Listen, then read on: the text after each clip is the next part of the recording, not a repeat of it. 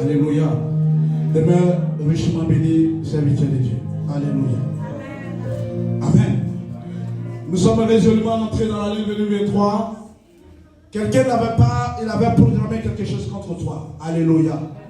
Quelqu'un, certainement, leur désir et toute chose n'était pas que tu rentres dans cette année.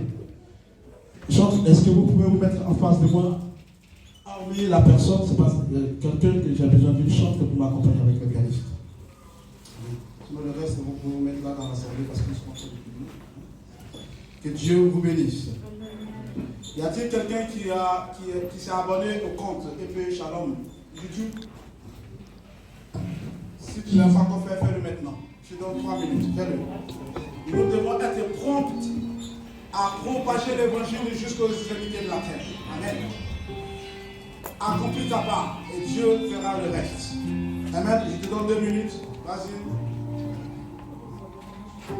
C'est quoi? C'est EP Shalom, c'est ça?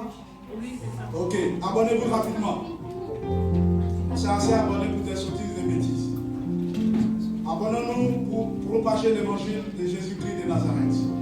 Jusqu'à ce que son règne se pointe et jusqu'à ce que son règne parvienne. Alléluia. Il reste encore 2 minutes. Connecte-toi. Et si tu as aussi, l'église a aussi un compte Instagram. S'il y a aussi un compte TikTok, parce que j'ai vu, ils ont commencé à me suivre. J'ai dit, ah, TikTok là-bas, c'est pour aussi propager l'évangile. Amen. Donc abonne-toi à tous les réseaux sociaux. TikTok, TikTok, tout. Abonne-toi. Amen. On va les harceler comme cela n'est pas permis. Amen. On dit oui, que Facebook c'est pour le diable. On dit oui, Instagram c'est pour le diable. On dit, mais attends. J'ai filmé.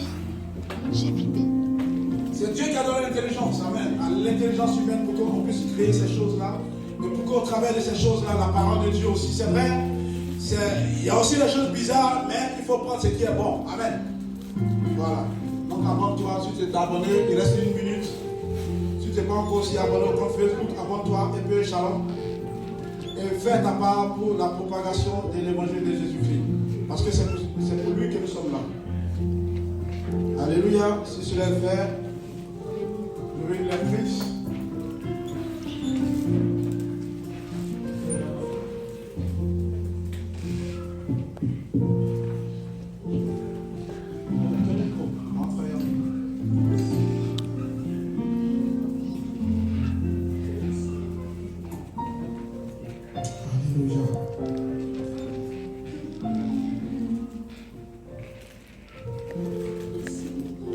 C'est bon tout le monde? C'est bon? Ok. On va étendre ta main. J'ai failli oublier. On va étendre la main. Maman pasteur, est-ce que tu peux te lever s'il te plaît? On va étendre la main sur maman pasteur. Et on va prier. On va demander à l'Éternel de l'épauler. On va demander à l'Éternel de... À qui est-ce que quelqu'un... À qui est-ce qu'ils ont une fois fait une promesse ici? Lève la main. Une promesse, même. Si elle s'accomplit, même si elle ne s'est pas accomplie, lève seulement la main. Est-ce qu'on t'a une fois fait une promesse? Amen. Amen. Amen. On t'a jamais fait de promesse. Voilà. Donc on va parler ce matin de la promesse. Et souvent, qu'est-ce qui se passe quand un homme, ou bien quand quelqu'un, en tant qu'humain, est-ce que quand on fait des promesses, est-ce qu'on arrive toujours à accomplir ses promesses? Hein? Non. Ça dépend. Pas jour. Merci Seigneur de Dieu. Effectivement, cela reste dans la nature et dans les gènes humains. Amen. Amen. Lorsque un homme promet, souvent, il n'a pas la capacité d'accomplir la promesse. Parce que lors de la promesse et jusqu'à l'accomplissement, il peut avoir un cheminement. Amen. Amen. Lors de la promesse ou après la promesse, il peut, un temps soit peu, passer des choses, peut-être tu peux l'amener à ne plus peut-être honorer son engagement, mais sa promesse. Si par exemple, je m'explique, si quelqu'un peut-être t'avait promis de l'argent, vu que les circonstances maintenant sont à sa défaveur, il est capable de dire, ah vraiment c'est vrai, je t'avais promis, mais vraiment je ne pouvais pas assumer, sinon je ne pouvais pas assurer cette promesse. Amen. Ça c'est la nature humaine. Amen. Et on parle de promesses d'embauche. Une promesse d'embauche, c'est un papier qu'on te donne, une lettre qu'on te donne pour dire qu'on va t'embaucher pour un futur travail. Amen. Ça, c'est une promesse. Mais avant la promesse, il y a un processus qu'on appelle en fait un essai. Et lors de l'essai, si l'essai n'a pas été concluant, la promesse d'embauche, elle est nulle et elle est simplement caduque. Est-ce que quelqu'un me comprend? Amen. Est-ce que quelqu'un sait de quoi je parle? Amen. Alléluia. Mais nous allons voir une promesse qui ne vient pas d'un homme, qui ne vient pas d'une femme, mais qui vient de l'Éternel des armées. Et je suis sûr, je vais conduire de la parole de Dieu. Et ce thème que je vais ce matin évoquer, c'est simplement la promesse de Dieu. Alléluia. Il n'y a pas plus belle promesse que la venue de Jésus-Christ de Nazareth. On va y revenir tout à l'heure.